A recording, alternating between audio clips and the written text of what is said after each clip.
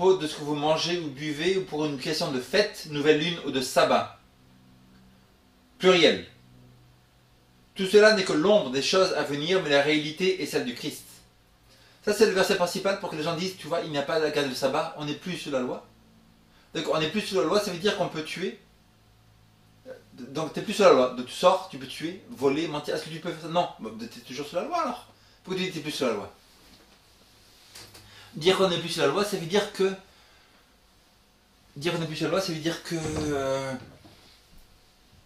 Parce qu'il y a écrit dans la Bible, car le péché, c'est la transgression de la loi. Le péché, s'il y a du péché sur la terre, aujourd'hui, ça veut dire qu'il y a transgression de la loi. En France, dans un village, si on roule, il faut rouler à 50. Si tu roules de 90, tu as le radar qui te prend et tu as enfreint la loi là. Tu vas en Allemagne, tu roules à 150, tu n'enfreins pas la loi, il n'y a pas de limite de vitesse. Donc ce qui veut dire que s'il n'y a pas de loi, il n'y a pas d'infraction, il n'y a pas de péché. S'il n'y avait pas de 10 commandements aujourd'hui, ça veut dire qu'il n'y aurait pas de péché. S'il n'y avait pas de péché aujourd'hui, ça voudrait dire qu'il n'y aurait pas de pécheurs. Et si vous dites qu'on n'est plus sur la loi, qu'on n'a plus à garder les 10 commandements, il n'y a pas de loi, donc il n'y a plus de péché, donc pourquoi Jésus serait mort sur la croix?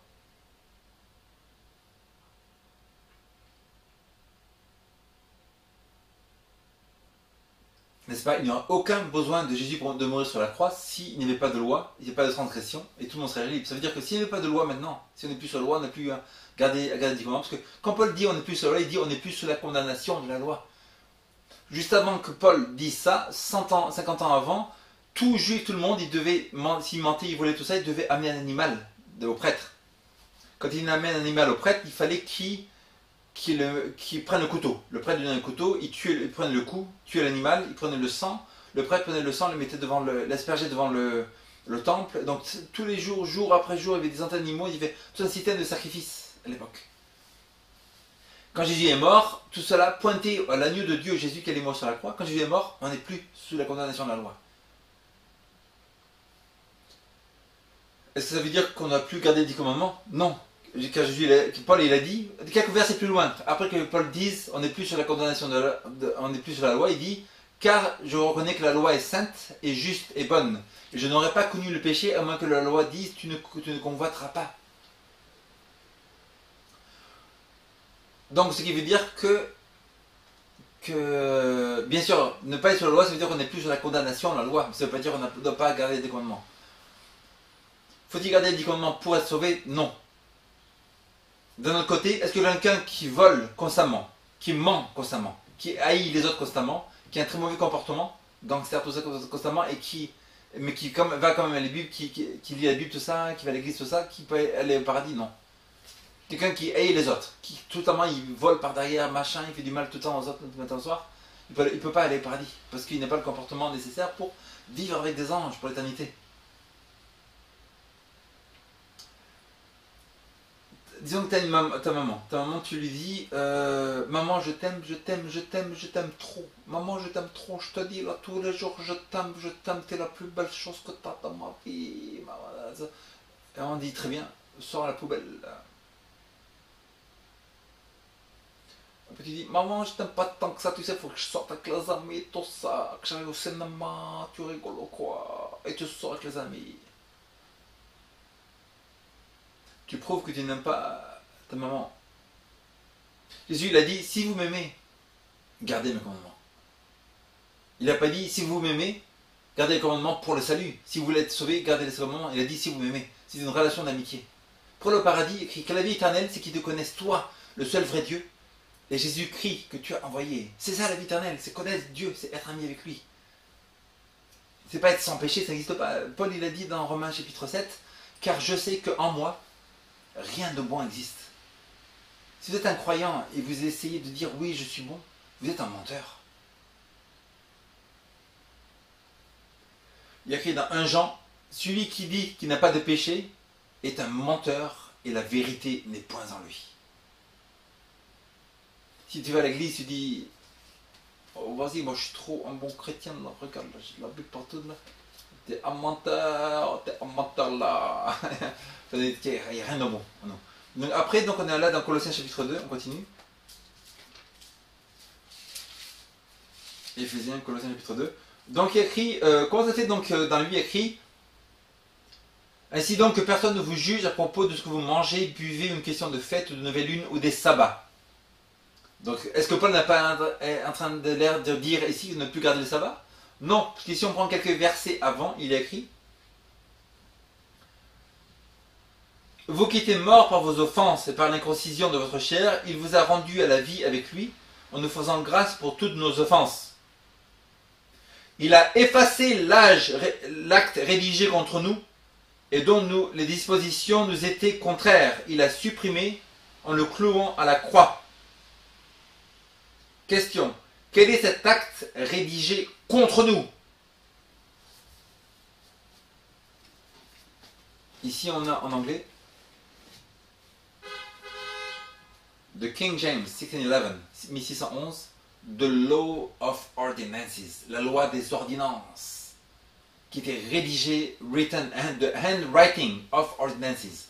The handwriting of ordinances, c'est-à-dire l'ordonnance, c'est-à-dire la loi lévitique. Paul est en train de parler de la loi lévitique ici, pas du tout du commandement. Il dit the handwriting of ordinances, qui était écrit. Donc ça veut dire quand the handwriting, ça veut dire écrit par la main.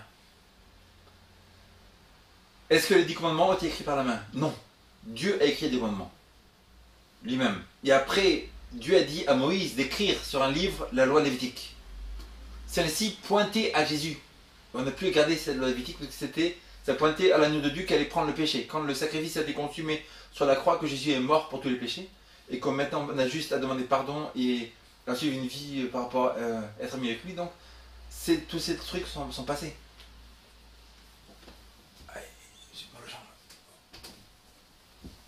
Donc on voit ici, il a effacé l'acte rédigé contre nous. Contre nous, ça veut dire que ce n'est pas le 10 commandements. Ça veut dire cet acte qui faisait faire des choses, aller au prêtre, amener un animal, tout ça, c'est contre nous. Les 10 commandements ne sont pas contre vous. Imaginez-vous que si quelqu'un vient vous tuer, te tuer ou voler, machin, tout ça, est-ce que c'est bien que s'il lise les 10 commandements, qu'il ne pas voler tout ça, il ne te vole pas? Est-ce que c'est une bonne chose qu'il ne vole pas parce qu'il a lu les 10 commandements? Oui. Donc les commandements ne sont pas contre toi, ils sont pour toi.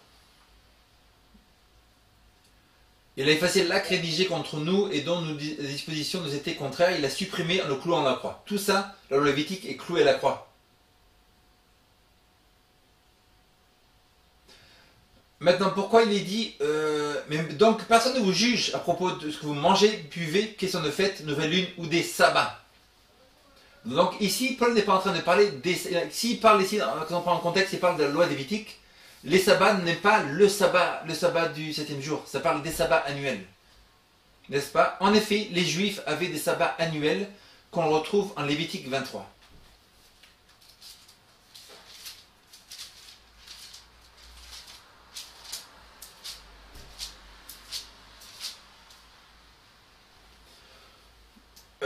Les sabbats annuels dont Paul parle ici, que personne ne juge à propos des sabbats, ces sabbats ils tombaient le lundi, le mercredi, le vendredi, le jeudi, le dimanche, qui est le premier jour de la semaine, mais ces sabbats étaient annuels, ce n'est pas le sabbat, on va le voir.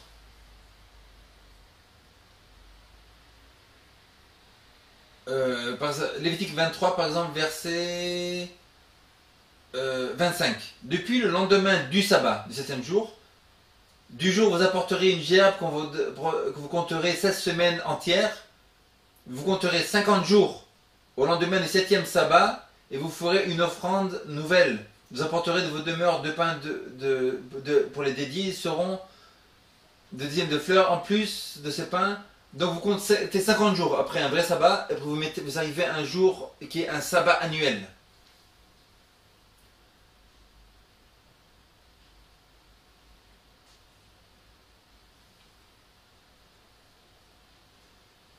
Vous avez le verset 21. Ce jour-là, vous publierez une sainte convocation. Quel jour? Un jour qui est le sabbat annuel. 24. Parlez aux Israélites, dis-leur le 7e mois du premier jour. Quel est le 7e mois du premier jour? Ça peut être un sabbat? C'est pas le sabbat, c'est un vendredi, jeudi. Donc Paul ne parle pas du sabbat du 7e jour, mais des sabbats annuels. Parle aux Israélites, dis-leur,